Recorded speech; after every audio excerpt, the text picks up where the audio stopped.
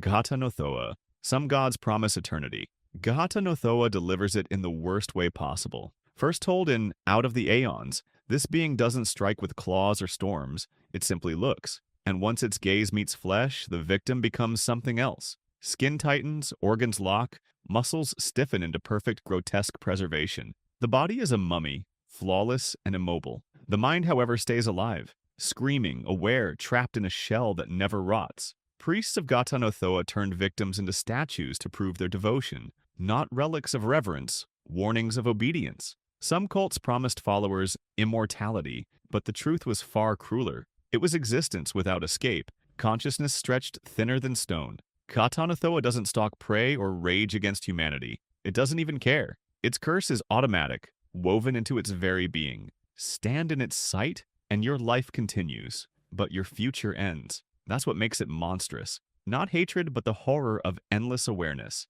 Eternity as a statue, begging silently for release that will never come. Zoth-Ommog. Cthulhu is terrifying enough, but its spawns stretch fear into stranger shapes.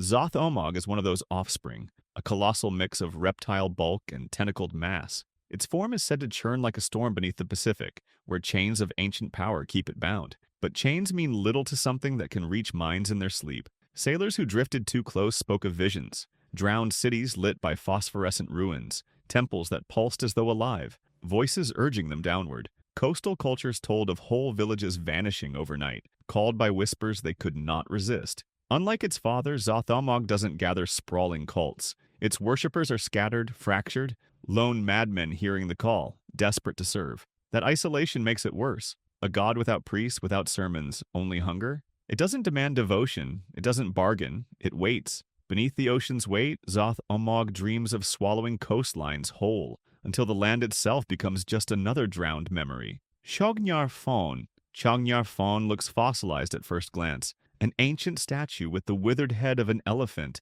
and a body slumped in mock repose. But stone doesn't breathe, and this one does. Hidden in remote mountains, Chaugnar is not buried in myth. It slumbers here on earth, waiting. Its trunk is the instrument of horror. Chaugnar feeds by fastening it onto a victim, draining them dry in minutes. Survivors are almost non-existent, but rumors describe gray husks left behind, bodies shriveled as though time itself had been consumed. Entire villages once offered sacrifices just to keep it dreaming, a quiet bargain with a god that needed no prayer, only blood. The worst part is its patience. Chaugnar Faugn doesn't hunt in frenzy. It waits for the right moment, and when it wakes, there is no malice in its stare. Just inevitability, as if draining life is simply how the universe balances its books. An elder predator too ancient to know compassion and too hungry to care.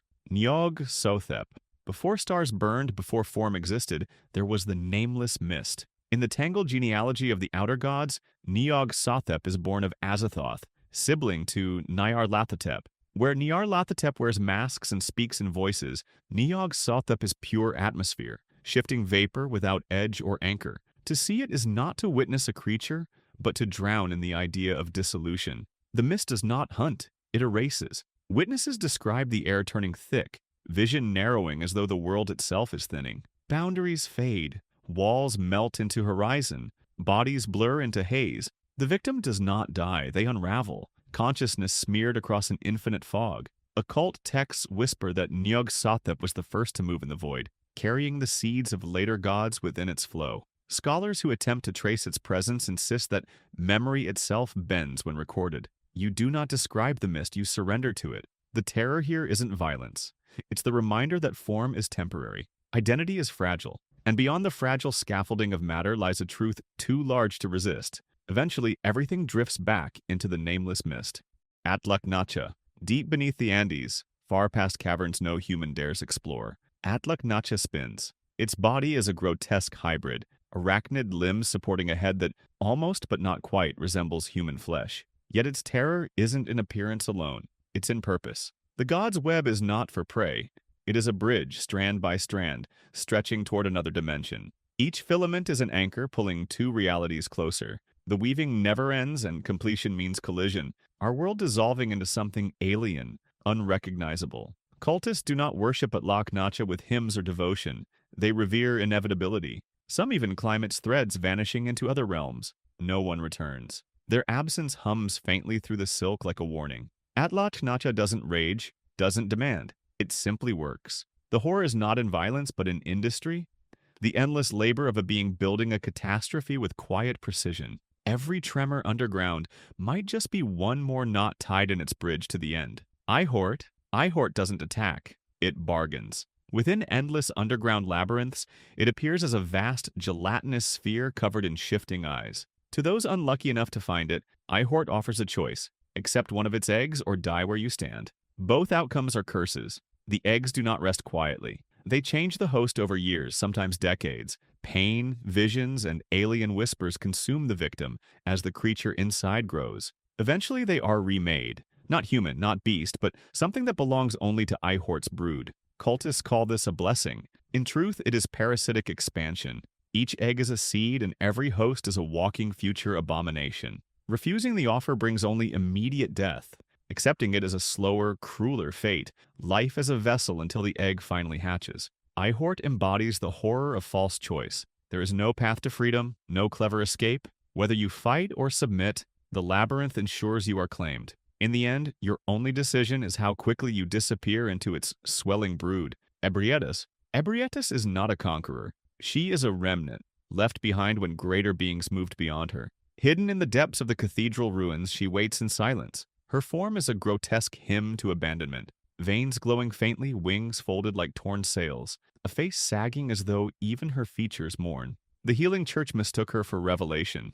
They drank her blood, believing it divine. But her gift is poison. Her blood brings visions, and visions rot into madness. Clerics became beasts. Scholars became husks with eyes blooming across their flesh. Communion with Ebrietas is communion with despair, and yet there is something almost pitiful in her posture. She kneels, not in dominance, but in longing, reaching for contact that only destroys. That is the tragedy. Ebrietas is worshipped as salvation while embodying failure. She has no malice, no mercy. She endures because she cannot do anything else. To face her is to confront the horror of devotion wasted, the worship of a god who has nothing left to offer but madness and loss. Moon presence. The moon presence does not announce itself. It hides behind the dream, behind the doll's soft voice, behind the endless cycle of blood and rebirth. Only when the red moon falls does its form emerge. Skeletal frame wrapped in veins, a mask of hollowness where a face should be. If Ebrietas embodies abandonment, the moon presence embodies control.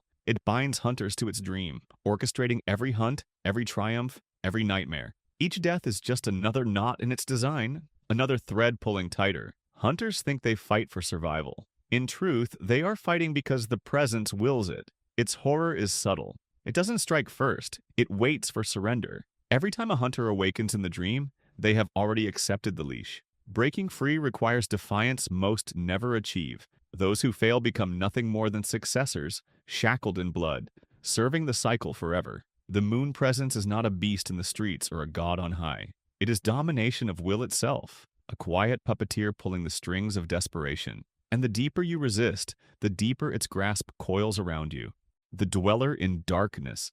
The Dweller in Darkness doesn't strike with claws or fire. It feeds on something more intimate, fear itself. Known in obscure tales and hinted across dimensions, this entity drifts like a phantom presence, sensing terror as a shark senses blood and water. Where despair lingers, the Dweller manifests invisible at first, its touch arriving in the cracks of sanity. It is described as a shifting, shadowed mass with eyes that multiply when seen. To perceive it is to feel it closer, as though attention alone pulls it into form. Victims rarely die immediately. Instead, their fear grows, cultivated carefully, until despair consumes them whole. The Dweller thrives not on flesh, but on the soul breaking under its own weight. What makes it monstrous is its patience. It doesn't need to chase prey. It waits in forgotten rooms, on battlefields, in the aftermath of tragedy. Everywhere fear thickens. Its cults claim it whispers comfort in exchange for surrender, but those comforts only deepen despair, feeding the god even faster.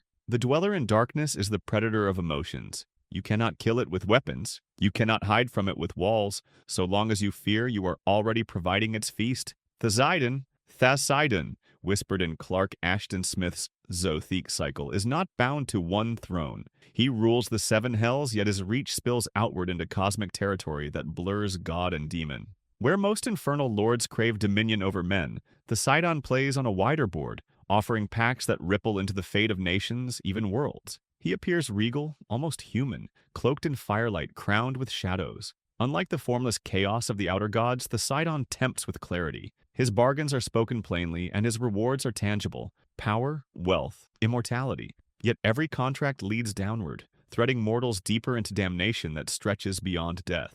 What separates him from typical devils is scope. He is not just a ruler of punishment, but a cosmic administrator, weaving law through horror. His cults operate openly in lost kingdoms, their temples promising favor in exchange for loyalty. But loyalty to Thasaidon is not service. It is surrender to a will older than humanity itself. The terror in Thasaidon lies in how reasonable he seems. There is no roar, no chaotic hunger, only the calm inevitability of bureaucracy written in fire. And once you sign, the pact doesn't just bind your soul, it echoes across the stars. Subscribe for more interesting stuff. Tell us your experience in the comments.